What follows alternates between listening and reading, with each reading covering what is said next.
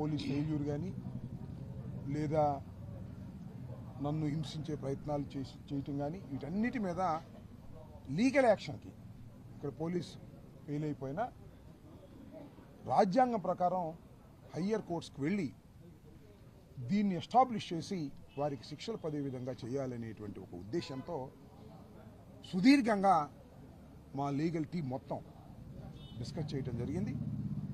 దాని మీద ఫర్దర్గా రేపు నుంచి మేము లీగల్గా ప్రొసీడ్ కాబోతున్నాం. ఆ విషయాలను మరి మా సుధాకర్ రెడ్డి గారు నాకు జనరల్ సెక్రటరీ కన్నా ఇంతకుముందు లీగల్గా ఆయన అన్ని కేసులు నా 3 కేసులు కూడా ఆయనే ఇక్కడ చూశారు, ఆయనే ఆర్గ్యూ చేశారు చాలా బ్యూటిఫుల్గా. నేను ఒక్క మాట అయితే చాలా సంతోషంగా చెప్పగలుగుతాను, YSR Congress party legal team చాలా స్ట్రాంగ్గా ఉంది. సరే ఒకసారి బెయిల్ వస్తే ఒకసారి bail, that is the different cases.